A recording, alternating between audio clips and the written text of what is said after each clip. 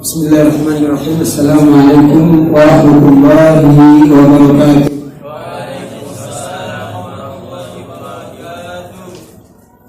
Alhamdulillahirabbil alamin. Nahmaduhu wa nasta'inuhu wa nastaghfiruh. Wa na'udzu billahi min shururi anfusina wa sayyiati a'malina. May yahdihillahu fala mudilla lahu wa may yudlilhu fala hadiya lahu. Asyhadu an la ilaha illallah wahdahu la syarika lahu wa asyhadu anna Muhammadan abduhu wa rasuluhu wa safiyyu khalqihi balagha risalah wa adda al-amanah wa nasaha al-ummah wa jahada fi sabilillah haqqa jihadih hatta tarakana ala mahajjatil bayda lailuha kanahariha la yazighu illa halik. Hadirin Bapak, Ibu, dan semua yang hadir di Masjid Khairul Ummah yang dirahmati Allah Subhanahu wa taala. Alhamdulillah di pagi hari ini kita semuanya bisa hadir di majelis yang saya yakin majelis yang bermanfaat dan mendatangkan barokah, karena ini adalah majelis ilmu. Rasulullah SAW sendiri pernah mengatakan, bersabda bahwa man salaka tariqan yaltamisu fihi ilman sahhalallahu bihi tariqan ilal jannah. Barang siapa yang berusaha mencari ilmu, maka ikhtiarnya, usahanya akan menjadi jalan yang memudahkan dia masuk surga. Mudah-mudahan ini adalah salah satu ikhtiar kita untuk masuk surga bersama dengan pasangan kita, istri-istri kita, dan anak-anak kita. Allahumma amin. Hadirin yang dirahmati Allah Subhanahu wa taala,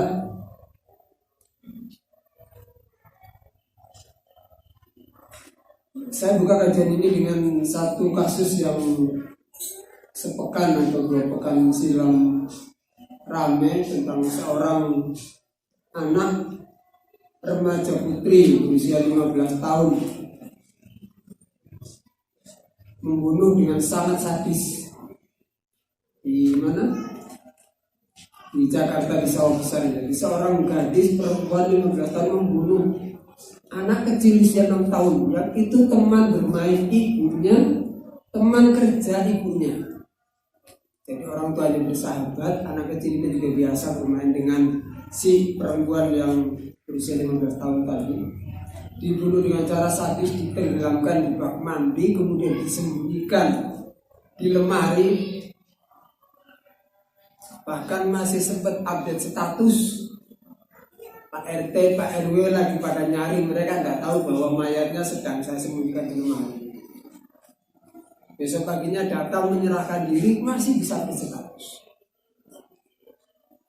Seorang anak perempuan. Banyak hal yang bisa kita ambil pelajaran dari kasus ini. Kita sebagai orang tua tentu tidak menginginkan keburukan, baik yang sifatnya langsung seperti tadi, maupun keburukan yang sifatnya sesuatu yang akan datang pada anak kita. Oleh karenanya majelis parenting yang sudah diadakan oleh STIT Khairul Ummah ini sesuatu yang patut menjadi perhatian dan kegembiraan bagi kita. Karena sebetulnya kalau sebulan sekali saja ini tidak cukup. Karena bagaimanapun kita tidak pernah serius benar-benar belajar menjadi seorang ayah, kecuali setelah kita punya anak. Punya anak dulu baru belajar. Belajarnya pun ya diajari sama anak kita.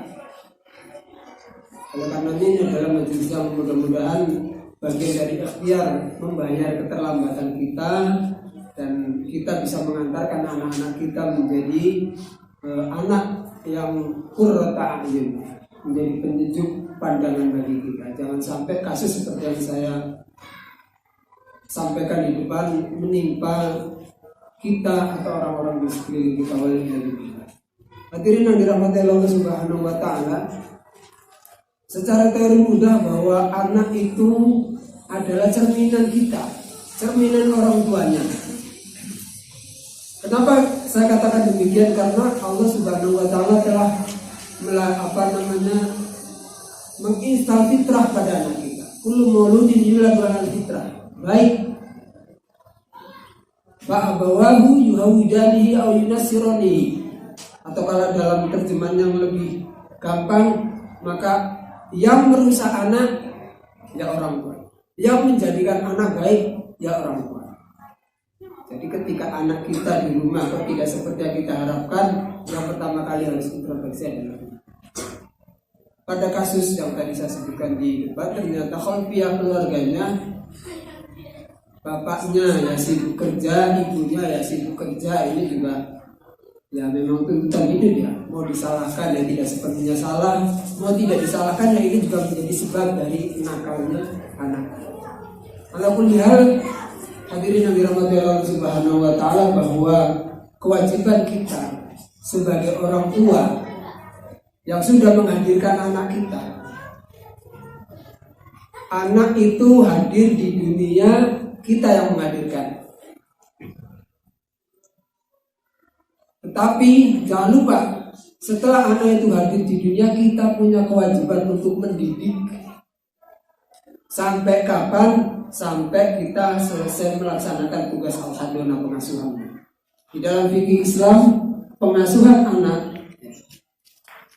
jadi merawat anak dalam 3 aspek.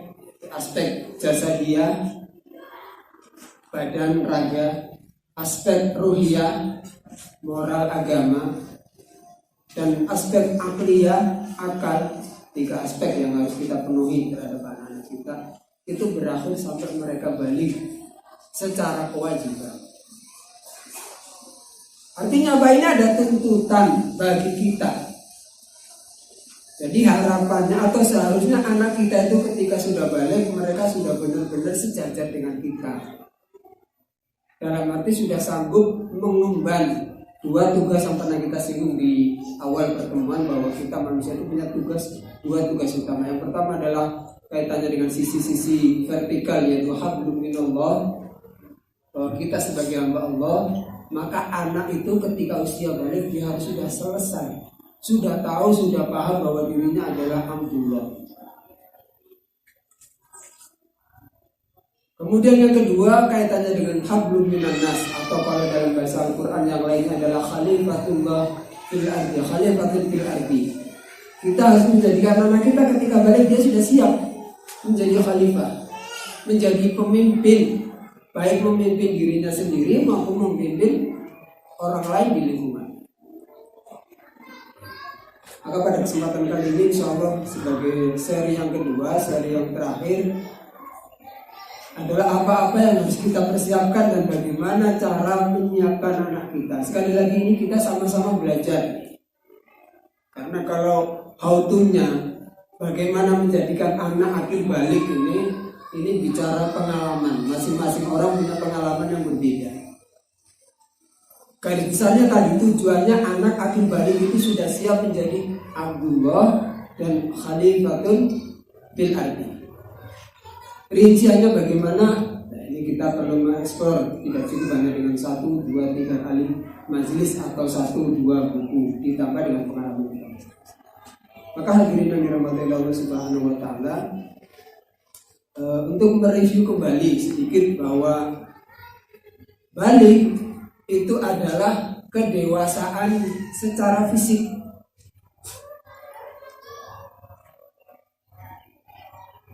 Seorang anak dikatakan balik ketika dia sudah siap untuk menjalankan fungsi manusia secara reproduksi. Dia bisa, kalau laki-laki berarti sudah bisa membuahi, perempuan berarti sudah bisa dibuahi, mengandung dan lain sebagainya. Itu balik. Kedewasaan secara fisik. Tanda primernya ya kalau laki-laki mimpi basah, pun demikian perempuan. Atau kalau tanda lain bagi perempuan adalah haid. Ini tanda primer. Yang menjadi pembatas kapan seseorang itu sudah mukallaf adalah ini. Adapun kalau tanda-tanda sekundernya ya banyak, dan kita semuanya bisa merujuk pada pembahasan-pembahasan pubertas, di antaranya biasanya didahului dengan perubahan-perubahan fisik sebelum anak perempuan itu haid dan atau anak laki-laki itu mimpi basah. Nah, kalau anak perempuan biasanya di dalam beberapa literatur yang saya baca diawali dengan mulai tumbuhnya payudara kalau anak perempuan itu sebelum nanti benar-benar mendapatkan mens atau head pertama. Masing-masing anak berbeda ya. Kalau secara pembahasan kisaran umur 9 sampai 15 tahun. Perbedaannya itu dipengaruhi oleh banyak hal. Ya, karena faktor lingkungan. Seorang anak yang tinggal di lingkungan dengan rangsangan-rangsangan seksual yang cukup banyak menyebar, itu dia akhirnya bisa lebih cepat. Apalagi paparan pornografi yang nampaknya tidak habis-habis kalau untuk kita kupas ya kasus-kasusnya yang mengerikan. Dan dengan wasilah majelis-majelis seperti ini kita bisa melindungi anak-anak kita. Jadi itu untuk anak perempuan biasanya diawali dengan membesarnya payudara, kemudian nanti selang hampir 6 bulan sampai setahun setelah itu mendapatkan menstruasinya yang kalau secara tahun tidak bisa dipastikan. Ya, kemudian badan sudah mulai membesar di beberapa bagian, di bagian pinggul dan di belakangnya pinggul, kemudian dada. Ketika anak-anak kita sudah ada perubahan-perubahan seperti itu, maka pahamilah bahwa sebentar lagi anak kita sudah benar-benar dewasa secara fisik, yang itu juga artinya dia sudah kena beban mukallaf. Setelah syarat yang kedua anak kita akil.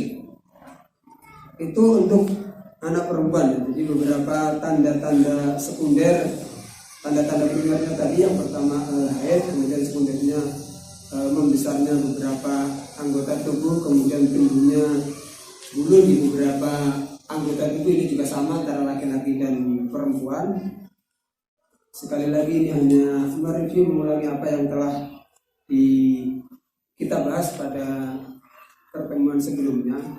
Adapun berkaitan dengan bagaimana balik itu menjadi pembatas atau awal muasalnya mukallaf, maka di dalam salah satu hadis Rasulullah SAW,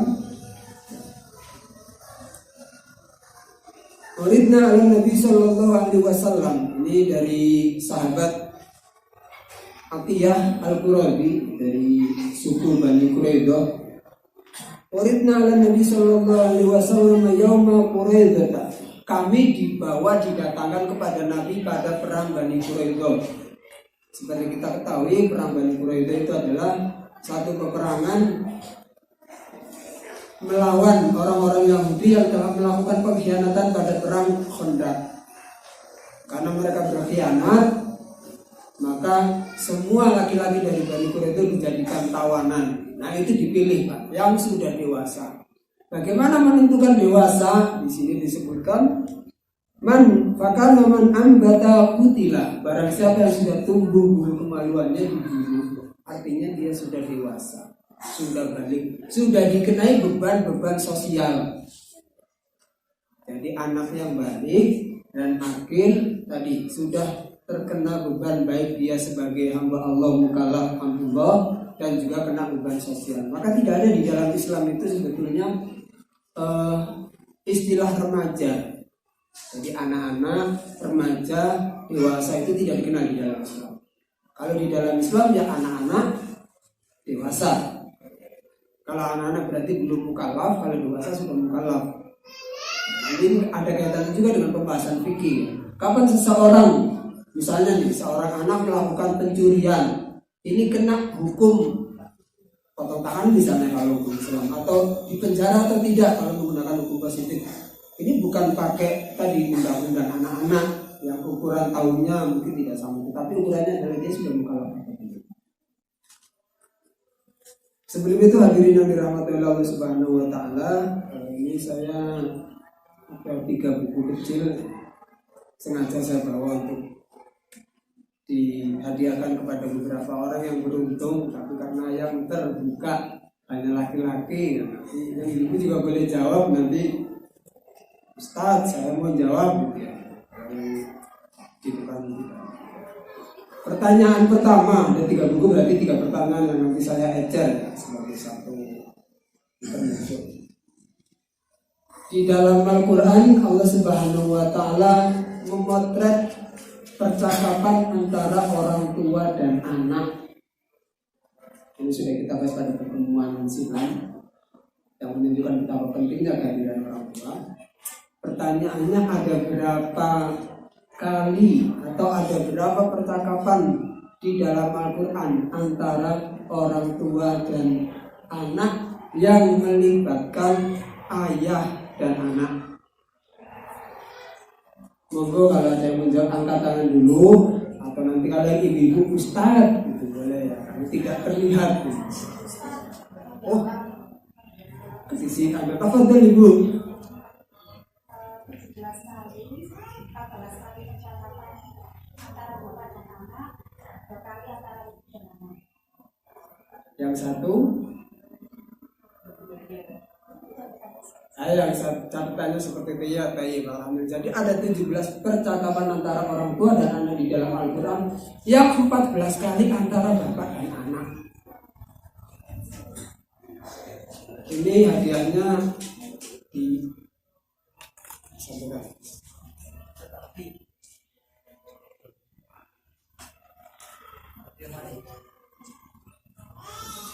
jadi ada 14 percakapan antara ayah dan anak. Itu menunjukkan betapa pentingnya peran seorang ayah.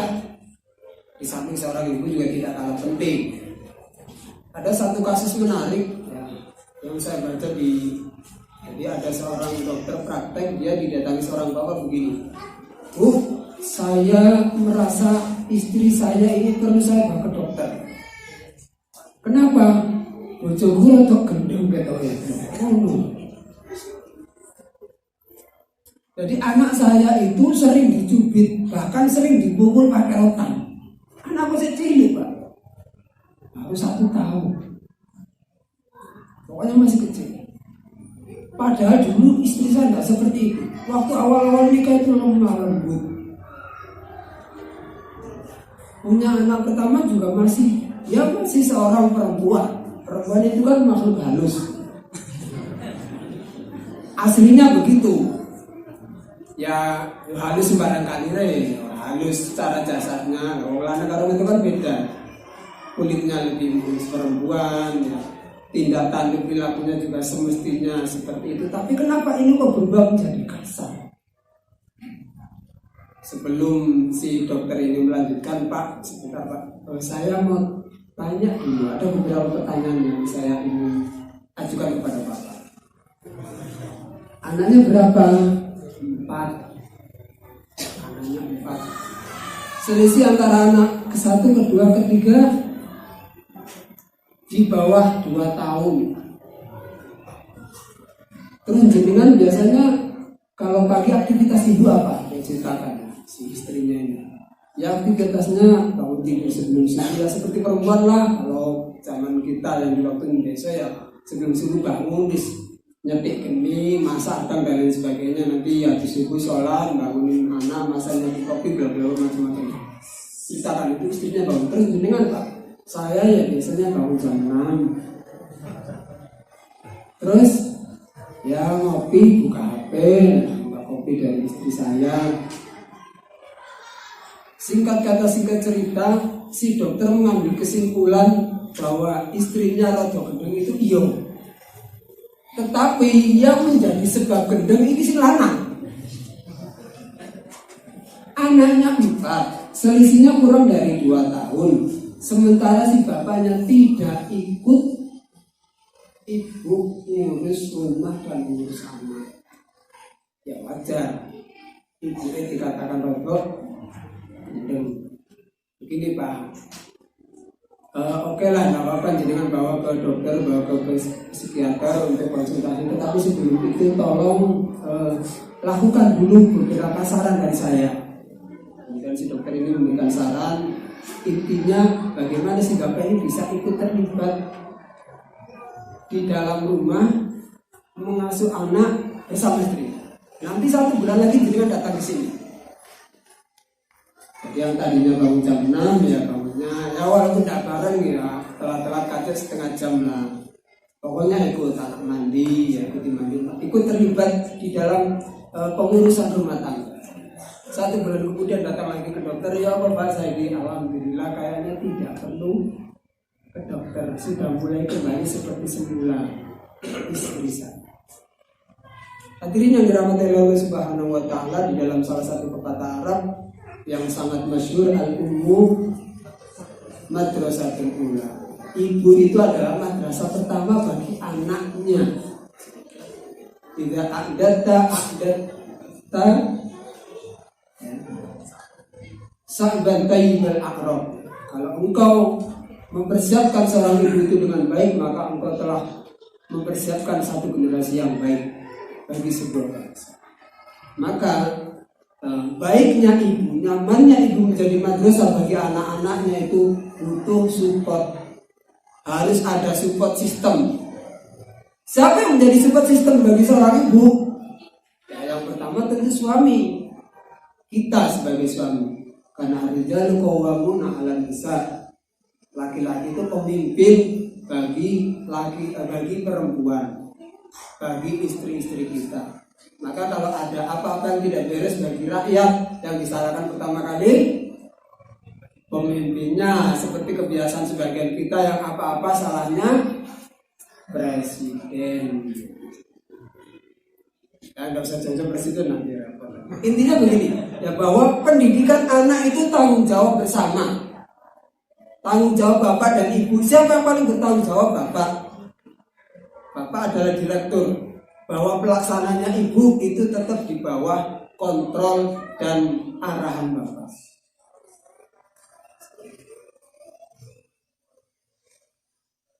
Baik, hadirin yang dirahmati Allah Subhanahu wa taala.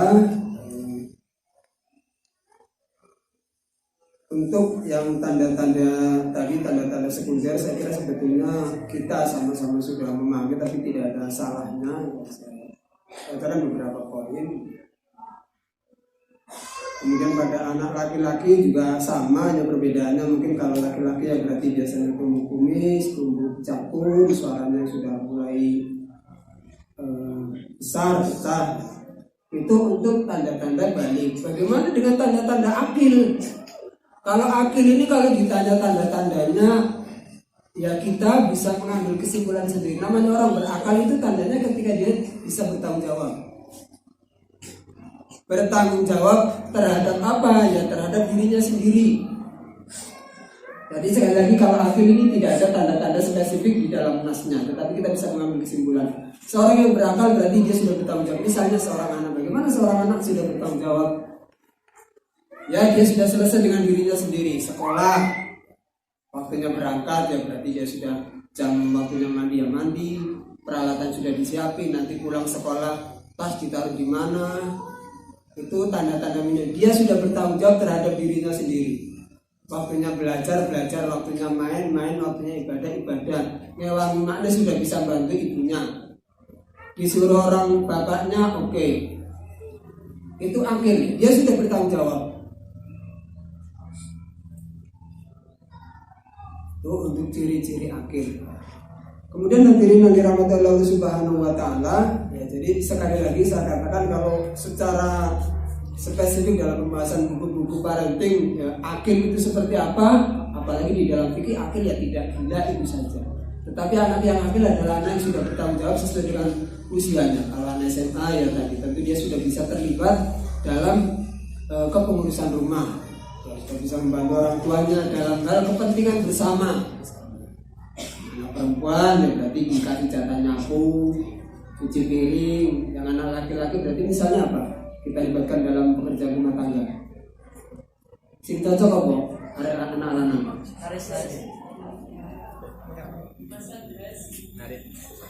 Apa? Oh iya, pasang gas, beli gas, pasang gas. Ya kora-kora juga tidak masalah sih ya. Karena sebetulnya pekerjaan rumah tangga itu bukan tugasnya perempuan secara spesifik, tidak ada. Jenengan kalau belajar fikih ini nanti ibu manggut ini bahaya. Kalau belajar fikih, haknya perempuan itu mendapatkan sandang, pangan, papan.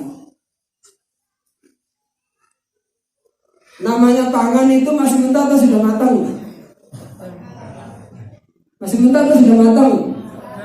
Nah, kalau matang berarti sih masak sama bapak ayo sama ibu-ibu. Nah, terus nobo tak bantu. Oh gantian. Sandang demikian, papan juga demikian. Jadi sekali lagi tugas rumah itu bukan tugasnya perempuan. Aslinya tanggung jawab laki-laki. Tapi karena kita ini dikumpulkan oleh tujuan yang sama atas dasar cinta, ya saling membantu lah bu. Masa sampai mentolo, bapak sampai kora-kora kapan kerjone repot juga. Jadi ibu itu mengerjakan pekerjaan rumah itu dia hadiah, bukan kewajiban dia sebetulnya, tetapi membantu suaminya. Karena membantu ya sampai hargai pak. Sekali-kali bu, hari ini hari Ahad karena ada kajian parenting jam 7 cukup pagi free pekerjaan rumah.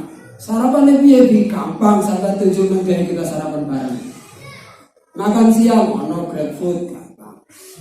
Pisang-pisang nggak apa-apa kalau tiga hadiah supaya istrinya tidak ambil sampah tadi. Terus kok rodok. Jadi itu ya. Akhirnya seorang anak itu dia bertanggung jawab terhadap diri dan terhadap lingkungannya. Kalau dari rumah maka kita libatkan dengan kegiatan-kegiatan itu harus. Maka hadirin yang dirahmati Allah Subhanahu wa taala, sebelum anak itu benar-benar sudah balik dan sudah akil, apa saja yang harus kita ajarkan? Maka kalau pertanyaannya apa saja yang harus kita ajarkan, kembali ke dua hal tadi tentang tujuan kita sebagai manusia. Yang pertama Abdullah, maka apa saja yang harus dilakukan oleh seorang manusia sebagai Abdullah itu yang sudah kita ajarkan kepada anak kita. Yang pertama tentu sebelum anak kita sudah sampai pada masa baliknya sudah paham tentang toharoh. Toharoh ini cakupannya banyak ya, dan laki-laki perempuan berbeda. Jadi sebelum anak kita yang perempuan, saya ingat saya itu lulus MI tahun 1990 sekian, bukan pakai UNE gitu ya, bermutu bukan tua gitu. Itu saya ingat kakak kelas saya kelas 4, kakak kelas saya perempuan ini waktu itu namanya anak kecil gitu, kok teles sih kuroke, oh berarti ini sih itu kelas 5 waktu itu 20 tahun silam. Anak perempuan head kelas 5. Saya tidak tahu kalau sekarang ya, masing-masing sekali lagi anak-anak kita masing-masing berbeda. Nah sebelum perempuan ini head, maka kita, ibunya, bapaknya sudah harus mengajarkan anak tentang toharoh. Ustaz tidak sempat, Ustaz ya sudah, dengan sampaikan ke sekolah biar diajari di sekolah, kerjasama.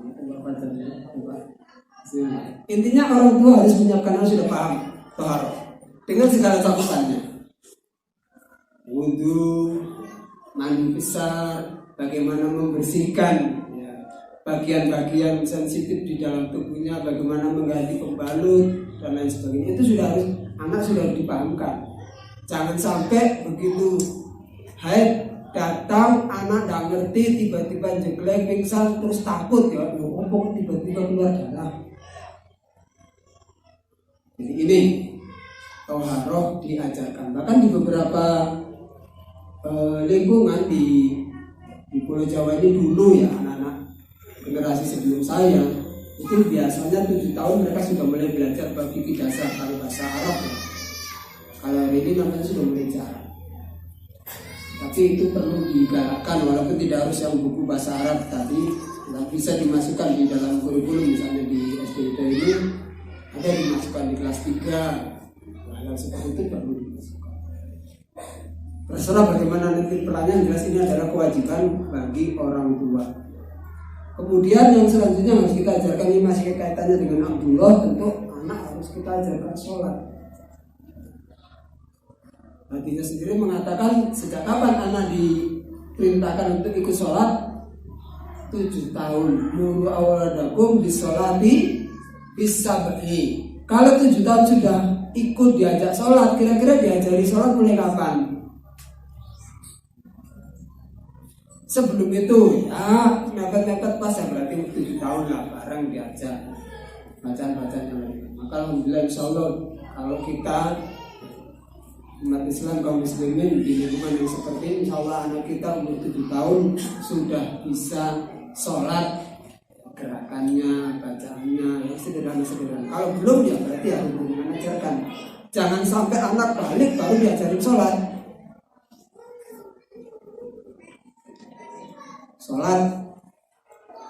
Kemudian yang nomor 3 ya menutup aurat.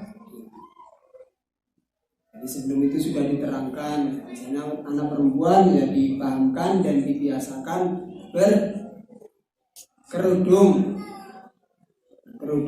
atau berkhimar. Nah kemarin rame masalah polemik istilah jilbab itu tidak wajib.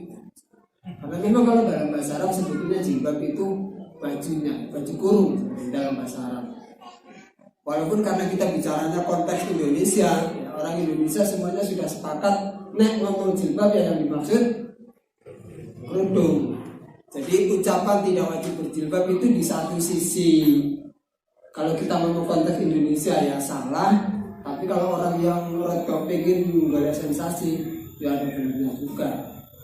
Sebenarnya bukan jilbab ini, khimar kalau bahasa Arab. Allah alam, jadi anak mulai dibiasakan sejak kecil. Walaupun Bapak Ibu yang dirahmati Allah Subhanahu wa taala, sekali lagi kalau bicara kewajiban ya nanti setelah balik, tetapi pembiasaan sejak kecil. Nah ini masing-masing sifatnya personal. Ada orang-orang bahkan di Arab sendiri ya anak kecil ya biasa saja pakaiannya ya, seperti umumnya anak. Tapi nanti ketika sudah balik ya nanti sudah wajib. Nah, kalau kita khawatir perlu pembiasaan lebih dini ya masing-masing punya pilihan. Tetapi yang jelas wajibnya anak menutup aurat itu setelah balik. Nah, ini harus kita ajarkan, kita biasakan bagi anak-anak kita. Kemudian yang nomor selanjutnya adalah adab-adab meminta izin. Jadi harus kita ajarkan kepada anak kita. Kenapa demikian? Karena beberapa perilaku atau penyelewengan seksual terjadi pada ya ada 1-2-3 kasus terjadi pada anak itu karena kita tidak aware, tidak perhatian pada hal seperti ini. Di dalam Islam sudah mengatakan bahwa anak itu kalau sudah umur 10 tahun dipisah kamarnya, Ustaz rumahnya masih RSSS 6x6, kamarnya cuma 1 padahal anakku 5. Hal seperti ini tuh harus kita ajarkan anak kita tentang meminta izin masuk kamar orang tua. Karena kita tidak tahu, kadang-kadang kita dalam posisi yang tidak siap. Anak kita melihat kondisi badan kita belum sempurna misalnya. Ketika sudah balik, anak sudah dilakukan hal seperti itu. Maka sebelum itu dia harus dipahamkan. Minta izin. Assalamualaikum. Nanti kalau tidak dijawab ya jangan. Ini anak tidak pakai salam, tidak pakai ketuk, mau ketemu ibunya langsung nyelonong saja. Ini beberapa hal yang berkaitannya dengan ibadah Allah yang harus diajarkan kepada anak-anak kita sebelum benar-benar mereka memasuki usia balik dan berkir. Kemudian hadirin yang dirahmati Allah Subhanahu wa taala, adapun sisi kedua yaitu sisi akil. Khalifatullah, bagaimana apa yang perlu diajarkan oleh anak-anak kita berkaitan dengan hubungan dia dengan dirinya sendiri, dengan orang lain, dengan alam sekitarnya. Maka anak harus kita ajarkan kemandirian. Harus dibiasakan mandiri. Tentu mandiri itu yang berbeda tergantung sesuai dengan umur anaknya. Anak kecil ya tentu kemandiriannya misalnya 7 tahun ya kita mulai dari tadilah meletakkan pakaian kotor pada tempatnya. Nanti sudah mulai agak besar sedikit diberikan tugas rumah tadi, ikut bantu orang-orang piring dan lain sebagainya. Saya pernah ketemu dengan seorang ibu begini, jadi anaknya umur sampai kelas 5 tidak pernah ikut dilibatkan kegiatan rumah. Perempuan, Bu yang buat acara-acaranya aku tahu kok Bu, sakno aku. Ini kadang-kadang kita ini Dulu kita diperlakukan oleh orang tua seperti itu, kemudian anak kita karena kasih sayang yang keliru, sano, saya cilik, kasihan kita kepada anak kita, tidak dibiasakan mandiri. Nah, padahal ketika anak tidak dilibatkan seperti ini, hari ini mungkin kita kasihan, tetapi besok justru yang paling menderita pertama ya anak. Misalnya dia sudah berkeluarga, belum terbiasa melakukan kegiatan-kegiatan rumah tangga, tidak bisa masak, tidak ngerti cuci piring, atau misalnya yang walau alam ya, yang nggak bisa goreng telur, bisa masak, nggak bisa masak apa? Indomie, masak apa? Masak air. Tapi benar-benar ada loh fenomena seperti itu. Perempuan sudah 15 tahun bisa masak, tapi tadi masak Indomie. Kita libatkan anak, karena kita tidak akan hidup lama untuk menjaga anak-anak kita. Itu yang pertama. Yang kedua, anak kita besok akan menjadi ibu, akan menjadi istri. Bagaimana kalau tidak kita didik? Iya, dia ketemu orang nasi kewapian. Anjen sampai ini tanah kayu sandang pangan papan mangan tak cepai kabeh. Tapi kan angel kawan orang sih. Ya iso mungkin iso ada yang bisa, tapi nggak sempet. Soalnya laki-laki itu memang kodratnya bekerja keluar. Jadi anak harus dilatih kemandirian tentu sesuai dengan umurnya. Dari mulai keperluan sendiri, kemudian perlahan untuk tanggung jawab sosial kepentingan bersama. Termasuk kemandirian itu begini, kemandirian menyelesaikan konflik. Kadang-kadang kita ini yang sudah punya anak, usia sekolah kan anak sering punya masalah dengan kawannya. Kadang-kadang orang tuanya sih gak sabar. Saya pernah disambati anak ini, ya saya kaki konco, kaki bilang, sebabnya kenapa saya tanya dulu. Sampai suka bikin gara-gara atau enggak, misalnya intinya ternyata anak saya tidak mengawali, pokoknya dijahili gitu ya. Pernah suatu saat ketika saya tidak di rumah, istri saya disambati anak, akhirnya agak emosi. Kalau gitu parahnya ke sekolah, diparani tenang ke sekolah. Jadi anaknya diantar, ibunya ikut, mau nyari teman-temannya yang tadi suka memboikot. Kan kasihan kalau anak itu menjadi korban bullying dan tidak mendapatkan perhatian dari kita dan guru, itu akibatnya sangat panjang. Harus segera diselesaikan. Lah menyelesaikannya ini yang repot. Kalau yang datang ibunya nanti langsung manggil tadi, didudukan apalagi nggak sabar gantian diomelin, nanti anak itu lapor mae. Tadi perang vertikal antara ibu dan teman dari anaknya, besok-besok naik perang horizontal ya. Ibu rono dilapori anaknya, oh aku mau digini-gini, nanti ganti wong. Nah, termasuk bagian dari kemandirian itu bagaimana kita ajarkan anak untuk menyelesaikan konflik. Kita sama-sama belajar. Anak saya ketika hal seperti itu masih, kalau diselesaikan orang tua ya gak pantas, lapor guru kelas sudah tapi belum mendapatkan hasil yang maksimal, akhirnya anak ajar gini. Nah, ini sampean gak nakal gak ngarai sih. Pertama, kalau sampean gak berani legowo lawan, ini ono sih gak ada lawan. Terus kalau dia tak wes pokoknya podo nangisnya gak apa-apa. Nanti kalau dipanggil guru, baru saya ayah yang akan kita support. Akhirnya bener Pak dilakoni. Pulang sekolah katanya, ya nah ada cerita apa? Aku mau dikarai mbak ini, dikarai dia tab apa namanya, alas untuk ujian saya lo dibanting. Terus biar, yo gantian tak banting mana? Terus gimana nih? Mari mana nangis ya? Wis gak bisa nangis urusan kayak itu, mending santai kan. Ini mau alam benar atau tidak, tapi bagi saya ini ada takdir bagaimana anak dibiasakan untuk ikut menyelesaikan permasalahan. Bisa aja karena kalau sampean nggak sanggup ya tinggal saja, tinggali sing tinggalai sampean. Tapi nih sampean nggak betah juga sanggup ya lawan nih. Kayak ngaplo sampean kapal balik, kok nek dipanggil kepala sekolah itu urusan bapak. Tapi sampean ojo ngarai disi, itu pesan saya. Terus kemudian jangan dibawa pulang ke rumah. Jadi ke rumah bawa ceritanya saja, kita bilangkan. Besoknya lagi pas saya antar, gimana nanti yang dibawa pulang ke rumah apa ceritanya. Soalnya kadang-kadang begini anak kita tadi, tidak sanggup membalas perlakuan anak sampai rumah, nguring-nguring, nesul-nesul. Salam, moro-moro langsung tasnya dilempar. Kita sendiri orang tahu anakku. Ternyata habis kulit karo bojone. Ini nggak boleh seperti ini nah. Nek masalah di sekolah selesaikan di sekolah. Ke rumah bawa ceritanya saja. Nanti kalau sudah nggak sanggup kita cari jalan keluar. Itu bagian dari memandirikan anak. Kita libatkan anak menyelesaikan masalah. Akar masalahnya apa, kemudian solusinya bagaimana, dan sebagainya.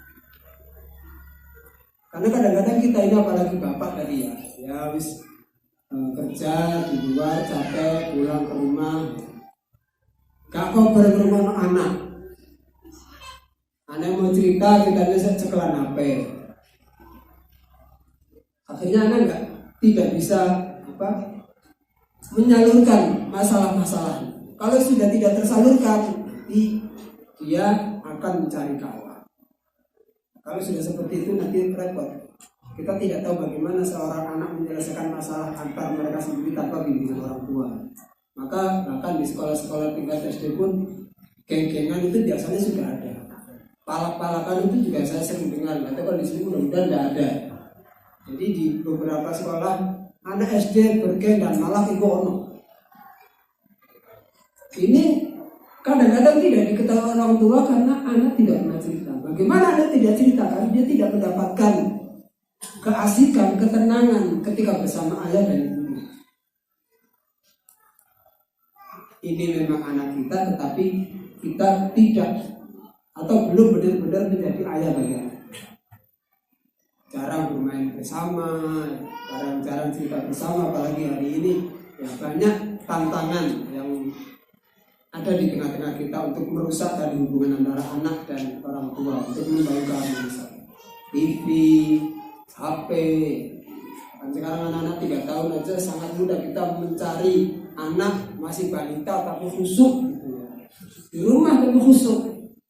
Pelan HP ini. Memang dipikir-pikir jangka pendek enak, sing dia tetap bisa kerja, bawa badan dan sebagainya, sing anak antem.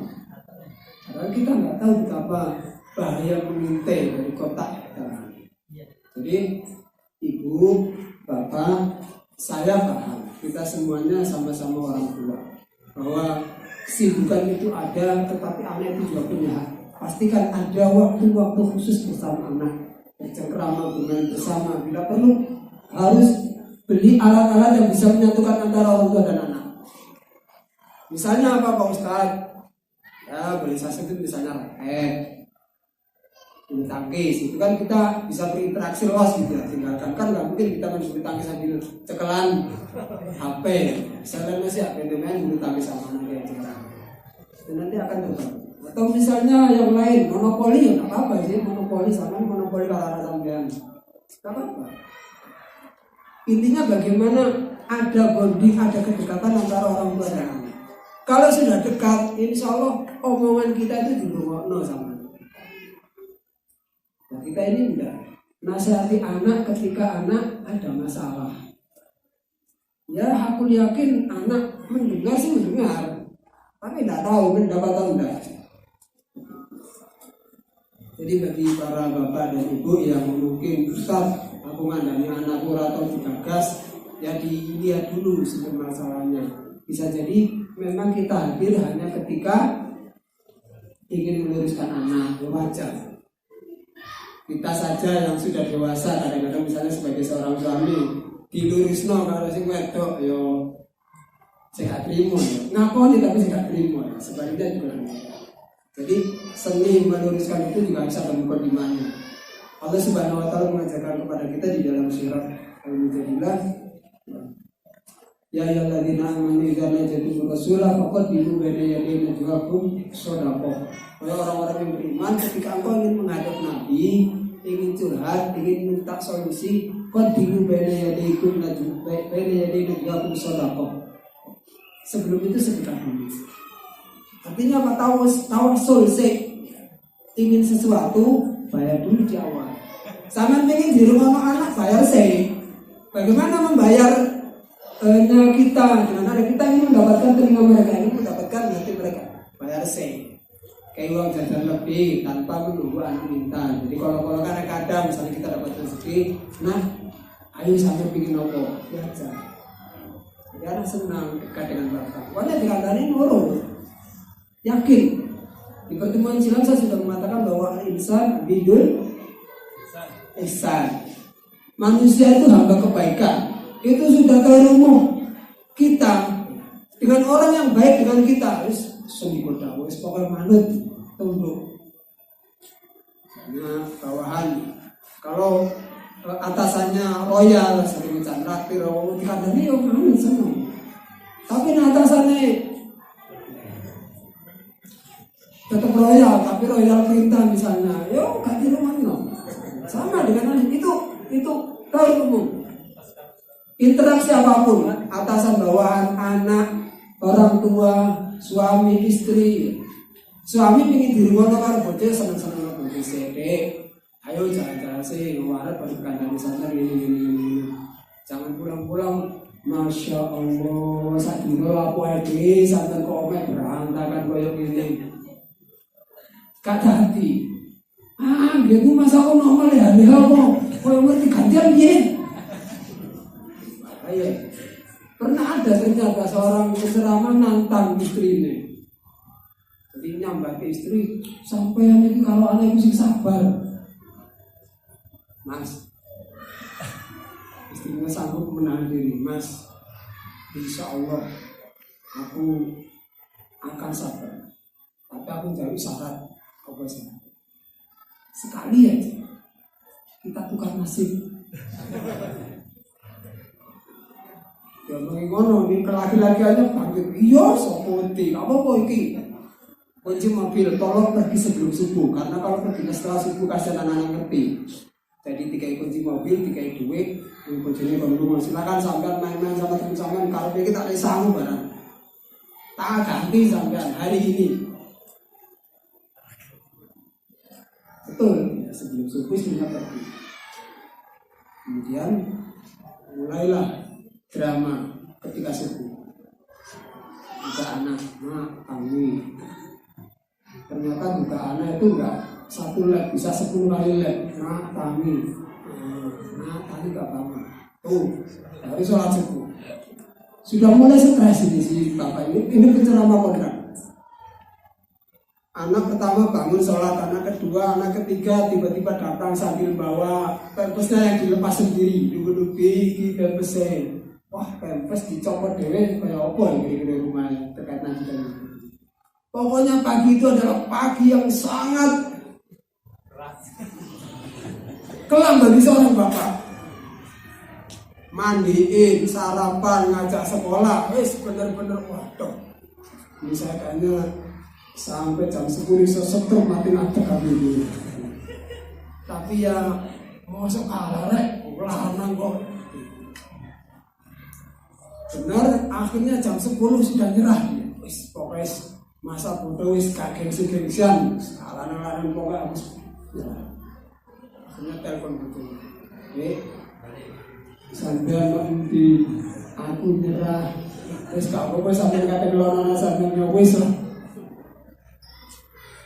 Selang tidak berapa lama istrinya sudah datang dulu. Kok cepet sampean?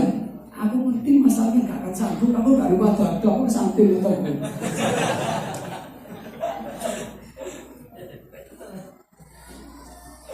Jadi kita ajarkan anak-anak kita untuk bertanggung jawab terhadap kepentingan bersama. Kemudian yang selanjutnya berkaitan dengan akhir aspek akhirnya tadi, bagaimana fungsi khalifatullah itu bisa berjalan. Kita ajarkan anak-anak kita untuk kemampuan bersosialisasi dengan lingkungan dan alam sekitar.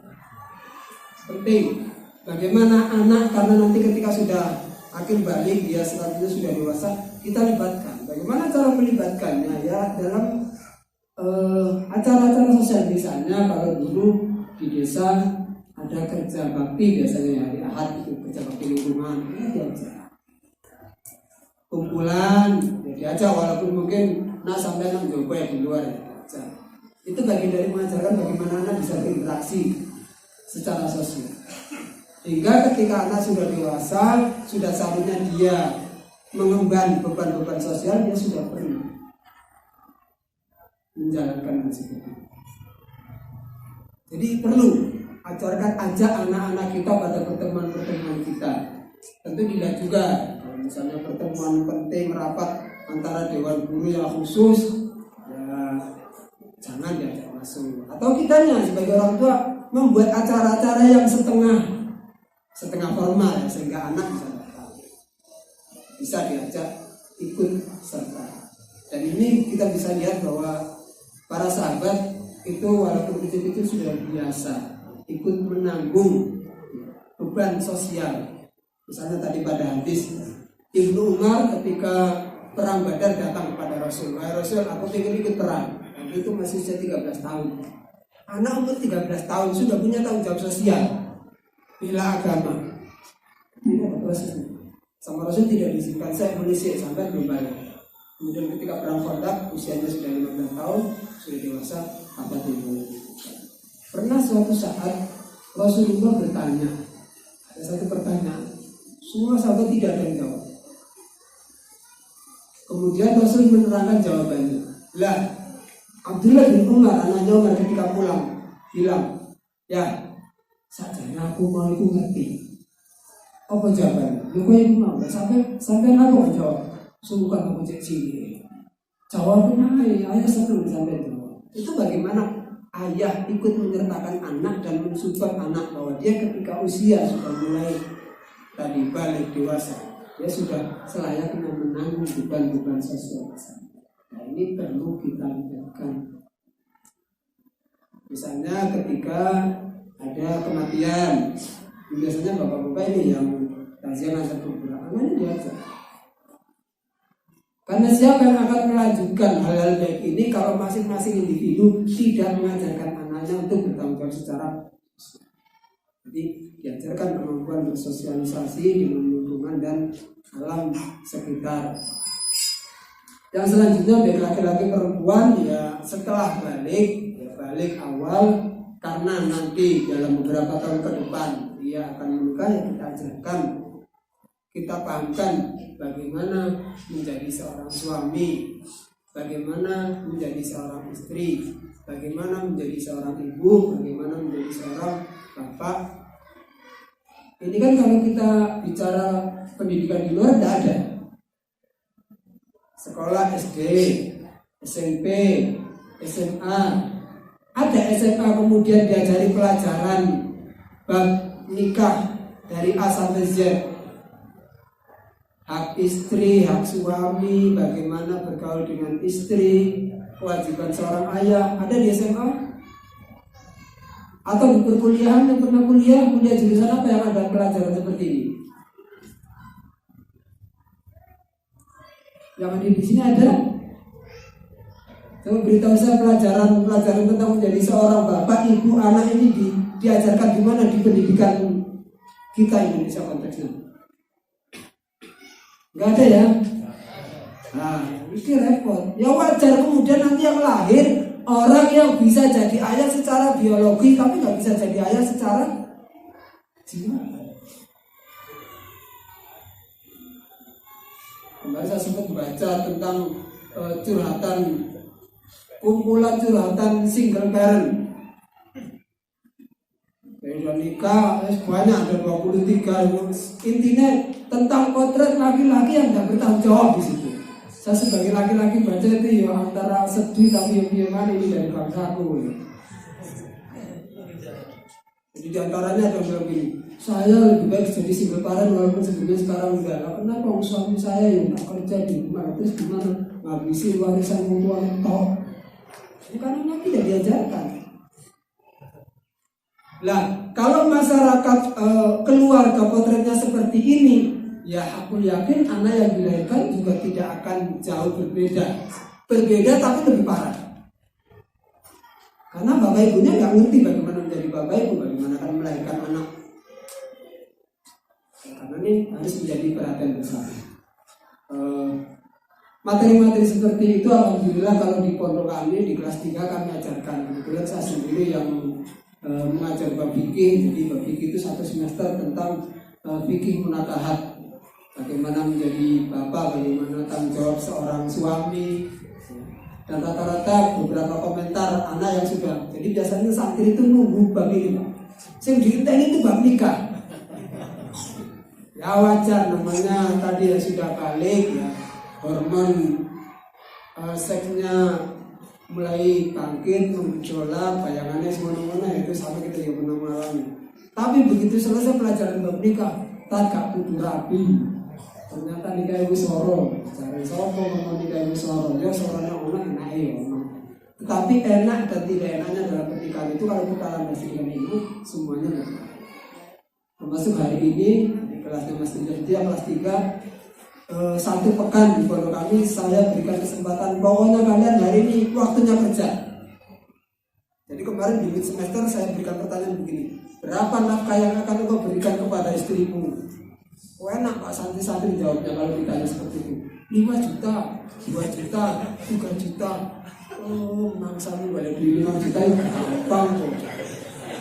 Pertanyaannya saya lanjutkan, dari mana Anda mendapatkan uang itu? Jadi saya mikir, ngomong 5 juta kok gampang, tapi 5 juta itu dari mana? Masih ngawur ya Pak? Dari jualan. Biasanya nanti ketika masih pertama saya jelaskan, Mas, jualan itu pertama butuh modal. Kedua jualan itu paling untungnya banter-banter berapa persen Pak? 30%. Kawat dia pasti 30% itu ya. 20% lah anggap. Keuntungan dari jualan itu 20%. Anggap sampai sudah punya modal. Kalau 20%-nya 5 juta berarti penghasilan antum sebulan harus 5 kali lipat. Berarti 25 juta. Baca mikir Pak. 25 juta antum harus punya penghasilan 25 juta kotor. Katanya dari jualan baju apa antum bisa dapat 25 juta. Harus mikir Pak. Itu teorinya. Hari ini 1 pekan lepas, sekarang silakan buktikan antum bisa nyari uang seperti yang tadi sampai tulis Anda. Jadi 1 pekan ini santri terakhir saya suruh cari kerja. Kerja apa Ustaz? Karepmu sing penting kerja. Kemudian cek ada yang di warung makan ini, di warung ini ada yang bungkusin es, ada yang jualan es pensil. Nanti mereka akan tahu betapa susahnya mendapatkan uang 25.000. Yang paling gampang ya kuli ya. Kuli jadi kuli sehari berapa? Berapa di sini pasaran? 100 misalnya. Kuli bangunan 100 berarti 1 bulan dengan libur 4 hari ya 2.500.000. Jadi kuli paling mudah. Tapi kalau saya ngomong bisnis kocok gampang-gampang mau 2 juta dari keuntungan bisnis Mas. Ada lagi yang kompliti, kamu berapa 5 juta dari mana jualan, modalmu berapa punya modal, nanti tak utang ke paman, berapa 100 juta. Saya bilang hanya orang bodoh yang mau menjamin antum 100 juta tanpa punya pengalaman jualan. Itu bagian dari bagaimana kami mengajarkan, dan ini menjadi tanggung jawab kita. Bagaimana dalam konteks rumah tangga? Ya kita bisa membuat prasyarat kepada anak kita. Misalnya anak kita punya keinginan, ya sepatu ini saya ganti. Oke Mas, sampai butuh sepatu, ya nabung sih. Targetnya berapa? Disuruh pilih sepatu itu harganya segini, sampai nabung setengah tahun misalnya berapa. Nanti kalau ayah punya rezeki tambah. Itu bagian dari anak dilibatkan tentang kehidupan yang asli. Yang saya lihat di sini alhamdulillah kita kayaknya sama ya, di kelas yang tidak terlalu berbeda ya, masih kalangan menengah ke bawah. Jadi untuk melibatkan anak ya dalam kehidupan kita itu lebih mudah. Beda kalau misalnya kita itu pada Allah menjadi orang-orang yang ya sangat beruntung, yang anak berapa tinggal seret gitu. Kita libatkan. ini. Nah, kita ajak dialog. Ayah punya penghasilan misalnya segini, kebutuhan ibu segini, sampean uang jajannya, sampean suruh aja hitung Pak uang jajan. Anak sekarang uang jajannya berapa rata-rata? Coba saya ingin ngambil sampel. Ustaz tadi berapa anaknya uang jajannya sehari? Kalau boleh tahu, orang Sia yang Indonesia. 5.000 kurang ya, 10.000, anggaplah 10.000. Sekali waktu anak itu perlu kita ajak bincang-bincang. Nah, sampai ini saat ini jajannya 10.000. Ini sahuran kilo 300.000. Ini pilih tunggu sepatu ya, jajannya ditaruh nanti tak gantung. Itu tentang termasuk bagian dari mengajarkan anak menjadi karya, menjadi seorang ibu, menjadi seorang ayah. Dan yang terakhir tentu bagi seorang anak laki-laki yang kita ajarkan bagaimana dia mencari nafkah. Mencari nafkah karena dia akan menafkahi anak orang.